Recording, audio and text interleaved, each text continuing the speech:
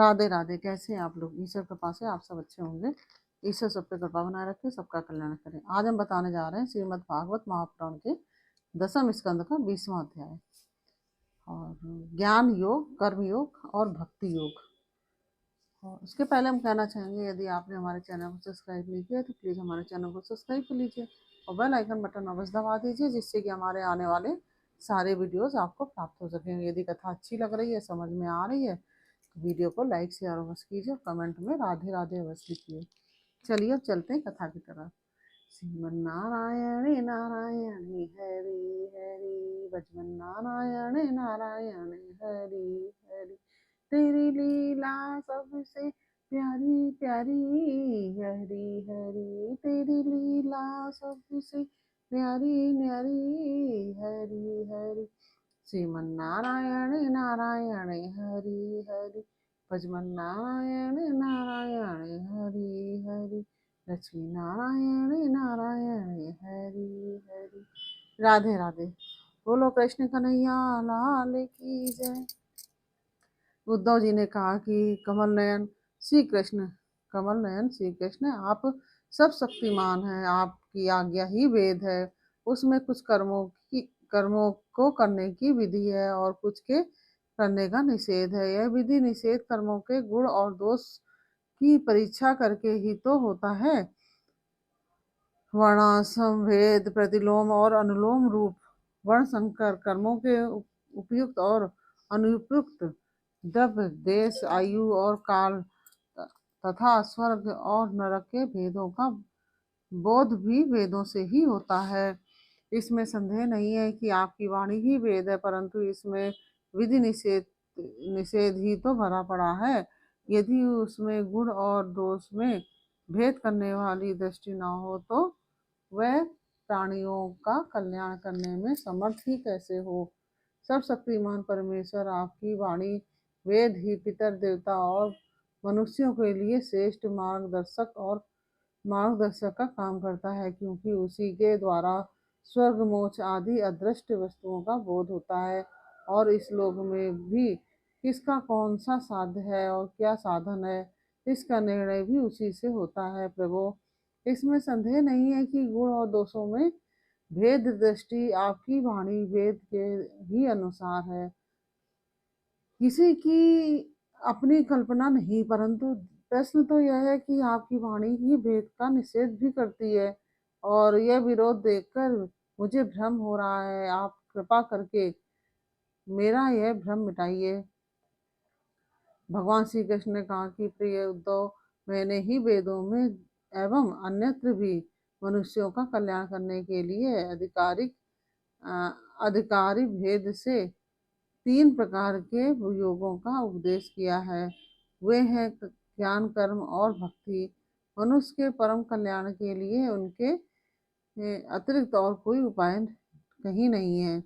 उद्धव जी, जो लोग कर्मों तथा उनके फलों से विरक्त हो गए हैं और उनका त्याग कर चुके हैं, वे ज्ञान योग के अधिकारी हैं। इसके विपरीत जिनके चित्त में कर्मों और उनके फलों से वैराग्य नहीं हुआ है, उनमें दुख बुद्धि नहीं हुई है, वे सकाम व्यक्ति कर्म योग के अधिकारी हैं। जो पुरुष ना तो अत्यंत विरक्त हैं और ना अत्यंत आसक्त ही, तथा किसी पूर्व जन्म के शुभ कर्म से सौभाग्यवश मेरी लीला कथा आदि में उसकी श्रद्धा हो गई है, वह भक्ति योग के अधिकारी हैं। उसे भक्ति योग के द्वारा ही सिद्धि मिल जाती है। कर्म के संबंध में जितने भी विधि निषेध हैं, उनके अनुसार अभी तक कर्म करना चाहिए। जब तक कर्ममय जगत और उससे प्राप्त होने वाले स्वर्ग आदि सुखों से वैराग न हो जाए, अथवा जब तक मेरी लीला कथा का श्रवण कीर्तन आदि में श्रद्धा न हो जाए। उद्धव, इस प्रकार मैं अपने वर्ण और आश्रम के अनुसार स्थित धर्म में स्थित रहकर यज्ञों के द्वारा बिना किसी आशा और कामना के मेरी साधना करता रहे और निषिद्ध कर्मों से दूर रहकर केवल विहित कर्मों का ही आचरण करे, तो उसे स्वर्ग या नरक में नहीं जाना पड़ता है। अपने धर्म में निष्ठा रखने वाला पुरुष इस शरीर में रहते रहते ही निषिद्ध कर्म का परित्याग कर देता है और राग आदि मनों से भी मुक्त पवित्र हो जाता है। इससे इसी से अनायास ही उसे आत्म साक्षात्कार रूप विशुद्ध तत्व ज्ञान अथवा द्वित चित्त होने पर भी भक्ति प्राप्त होती है।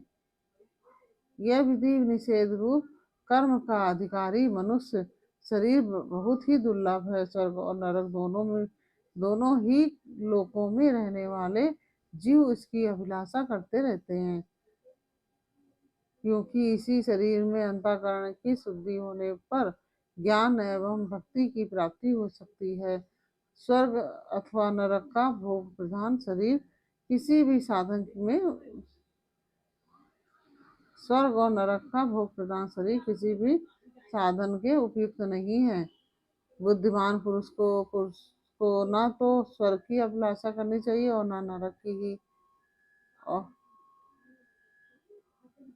और तो क्या, इस मनुष्य शरीर की भी कामना न करनी चाहिए, क्योंकि किसी भी शरीर में गण बुद्धि और अभिमान हो जाने से अपने वास्तविक स्वरूप की प्राप्ति के साधन में प्रमाद होने लगता है। यद्यपि यह मनुष्य शरीर है तो मृत्युग्रस्त ही यह मनुष्य शरीर है तो मृत्युग्रस्त ही, परंतु इसके द्वारा परमार्थ की सत्य वस्तु की प्राप्ति हो सकती है।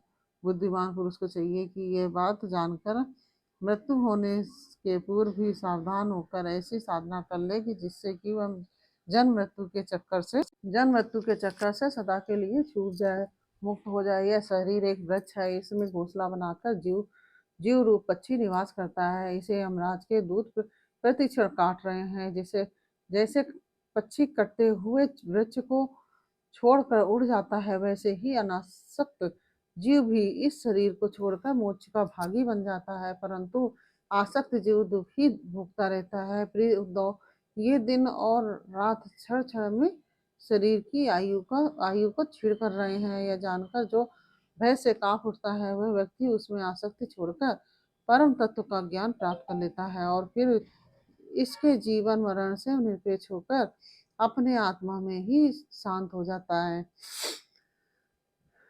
यह मनुष्य शरीर शुभ अत्यंत समस्त शुभ फलों की प्राप्ति का मूल है और अत्यंत दुर्लभ होने पर भी अनायास सुलभ हो गया है। इस संसार सागर से पार जाने के लिए यह एक सुदृढ़ नौका है।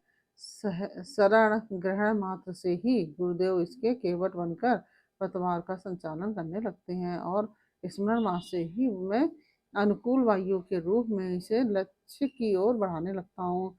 इतनी सुविधा होने पर भी जो इस शरीर के द्वारा संसार सागर से पार नहीं हो पाता, जो इस संसार सागर से पार नहीं हो जाता, वह तो अपने हाथों अपने आत्मा का हनन आधा पतन कर रहा है। प्रिय उद्धव, जब पुरुष दोष दर्शन के कारण कर्मों से उद्विग्न और विरक्त हो जाए, तब वो जितेंद्रिय होकर वह योग में स्थित हो जाए और अभ्यास आत्मानुसंधान के द्वारा अपना मन मुझ परमात्मा में निश्चल रूप से धारण करे। जब स्थिर करते समय मन चंचल होकर इधर उधर भटकने लगे तो झटपट बड़ी सावधानी से उसे मनाकर समझा बुझाकर फुसलाकर अपने वश में कर लें। इंद्रियों और प्राणों को अपने वश में रखें और मन को एक क्षण के लिए भी स्वतंत्र ना छोड़ें। उसकी एक एक चाल एक एक हरकत को देखता रहें। इस प्रकार सत्य संपन्न बुद्धि के द्वारा धीरे धीरे मन को अपने वश में कर लेना चाहिए। जैसे सवार घोड़े को अपने वश में करते समय उसे अपने मनोभाव की पहचान कराना चाहता है, अपनी इच्छा के अनुसार उसे चलाना चाहता है और बार बार फुसलाकर उसे अपने वश में कर लेता है, वैसे ही मन को फुसलाकर उसे मीठी मीठी बातें सुनाकर वश में कर लेना भी परम योग है। सांख्य शास्त्र में प्रकृति से लेकर जीवन पर्यंत सृष्टि का जो क्रम बतलाया गया है, उसके अनुसार सृष्टि चिंतन करना चाहिए और जिस क्रम से शरीर आदि का प्रकृति में लय बताया गया है, उस प्रकार लय चिंतन करना चाहिए और क्रम तब तक जारी रखना चाहिए जब तक मन शांत स्थिर ना हो जाए। जो पुरुष संसार में विरक्त हो गया है और जिसे संसार के पदार्थों में दुख बुद्धि दुख बुद्धि हो गई है, वह अपने गुरुजनों के उपदेश को भली भांति समझ कर बार बार अपने स्वरूप के ही चिंतन में संलग्न रहता है।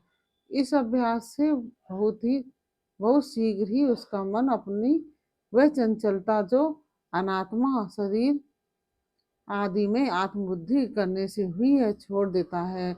यम नियम आसन प्राणायाम प्रत्याहार धारणा ध्यान समाधि आदि योग मार्गों से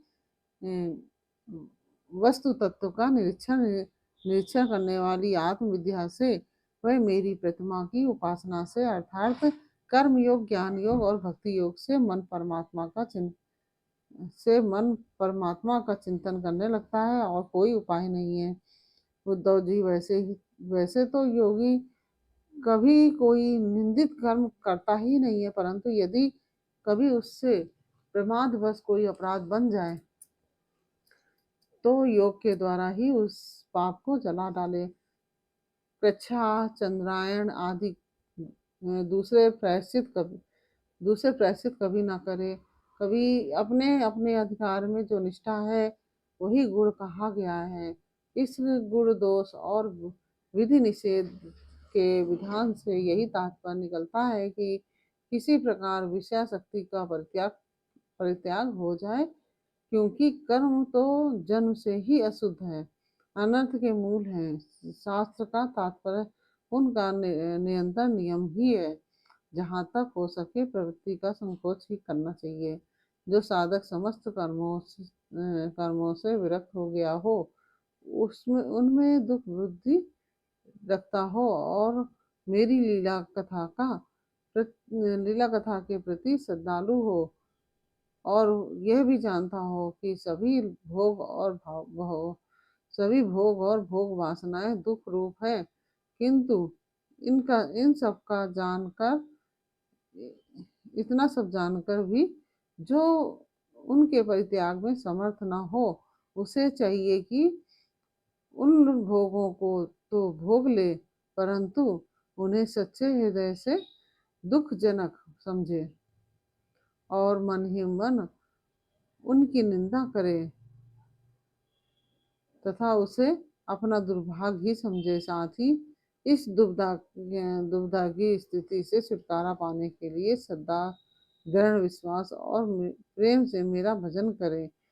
इस प्रकार मेरे बदलाए हुए भक्ति योग के द्वारा निरंतर मेरा भजन करने से मैं उसके साधक के हृदय में आकर बैठ जाता हूँ और मेरे विराजमान होते ही उसके हृदय की सारी वासनाएं अपने संस्कारों के साथ नष्ट हो जाती हैं।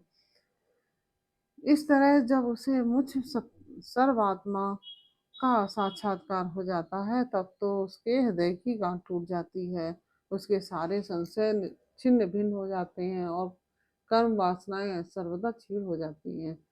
इसी से जो योगी मेरी भक्ति से युक्त और मेरे चिंतन में मग्न रहता है, उसके लिए ज्ञान अथवा वैराग्य की आवश्यकता नहीं है। ज्ञान अथवा वैराग्य की आवश्यकता नहीं होती है। जिनका उसका कल्याण भी प्राय मेरी भक्ति के द्वारा ही हो जाता है। कर्म तपस्या ज्ञान वैराग्य योगाभ्यास